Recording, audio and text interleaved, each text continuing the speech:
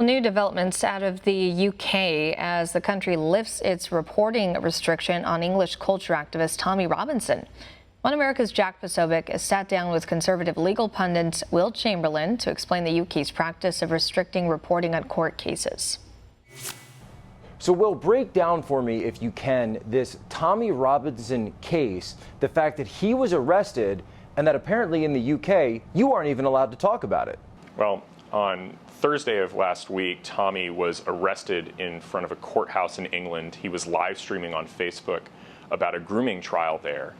And what is a grooming trial? A grooming trial, there were people who are under investigation or on trial for sexual abuse of children. He was reporting on that, giving some of the names that had been publicly reported in the BBC and elsewhere, but not doing much else when he was arrested for a breach of the peace.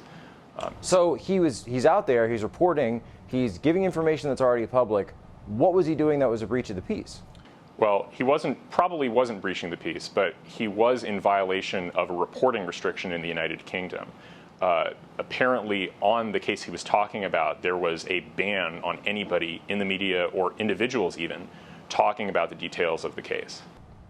And so they arrested him basically just for reporting the truth about the case? That's pretty much right.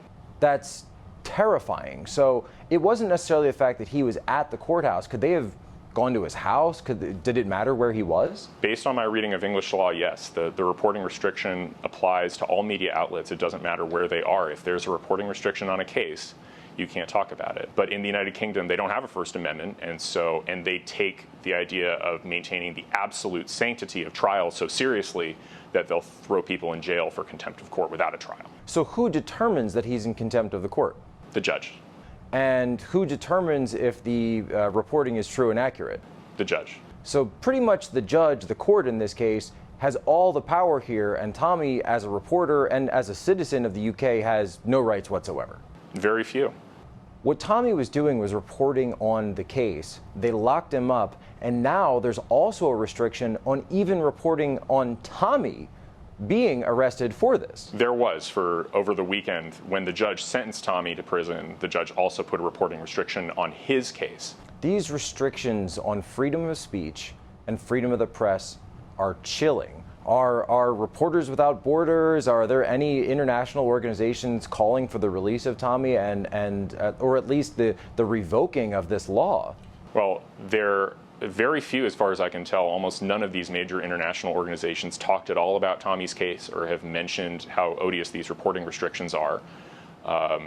There have been news outlets in the UK that went to try and challenge the reporting restriction on Tommy's case. They succeeded. That's why this morning in the UK you are now allowed to talk about Tommy Robinson's imprisonment. So if I'm a UK citizen and Tommy Robinson's my friend and they throw him in jail and I post about it on Twitter, I can get arrested?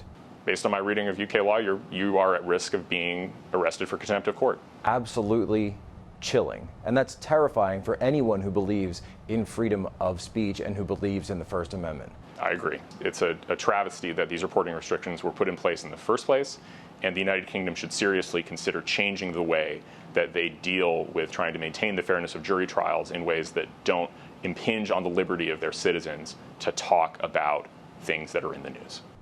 We can use your help. Call your cable provider and kindly demand that One America News is added to your lineup. Call today.